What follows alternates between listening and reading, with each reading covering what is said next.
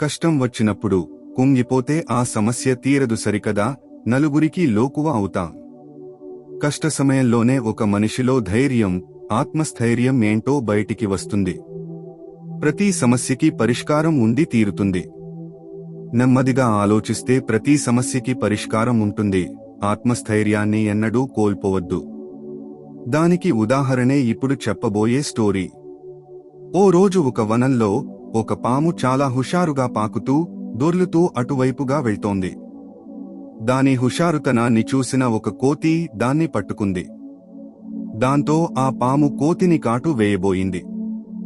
భయంతో కోతి ఆ పాము పడగను గట్టిగా పట్టుకుని గట్టిగా అరవసాగింది.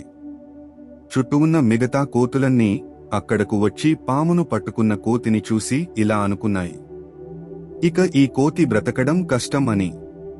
కోతి పామును వదిలితే ఖచ్చితంగా కాటు వేస్తుంది. దాని దగ్గరికెళితే మనం కూడా పాము కాటుకు బలి కావాల్సిందే. మనం దూరంగానే ఉండటం మంచిది అని అన్ని కోతులు వెళ్ళిపోయాయి. దాంతో తనవాళ్లంతా తనని రక్షిస్తారేమో అని ఎదురుచూసిన ఆ కోతికి నిరాశే ఎదురయ్యింది. అలాగే భయంతో ఆ పాముని గట్టిగా పట్టుకుని కూర్చుంది.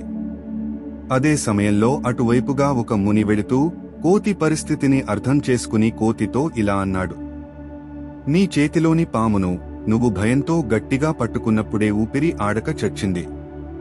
వదిలేస్తే నిన్ను కాటు వేస్తుందని భయపడి ఇబ్బంది పడుతున్నావు. దాన్ని వదిలేయి అన్నారు. ఆ ముని మాటలు విని కోతి ఆ పామును వదిలి ఒక్క గెంతుతో చెట్టు పైకి ఎక్కేసింది. ఇందులోని నీతి ఏంటంటే, నీకు కష్టం వచ్చినప్పుడు దాని గురించే ఆలోచిస్తూ భయపడుతూ ఉంటే ఆ కష్టం నిన్ను వదిలిపోదు. కష్టాన్ని దూరంగా విసిరేసి ఆ సమస్యకి పరిష్కారం వెతకాలి. అలాగే నువ్వు ఇబ్బందిలో ఉంటే ఇతరులు ఎవరూ నిన్ను రక్షించడానికి, నీ కష్టం తీర్చడానికి ముందుకు రారు అని గుర్తుపెట్టుకోవాలి. ఆ కష్టం తమను చుట్టుముడుతుందని భయపడి దూరంగా వెళ్ళిపోతారు. అందుకే ఎవరైనా కష్టం వచ్చినప్పుడు ఎవరి సహాయం కోసం చూడకూడదు. కష్టాన్ని భూతద్దంలో చూడకూడదు. ఆ కష్టాన్ని మంచి పరిష్కారంతో తరిమికొట్టాలి. అప్పుడే ఎవరైనా ప్రశాంతంగా ఉండగలరు. వారి జీవితం సుఖమయం అవుతుందని గుర్తుపెట్టుకోవాలి.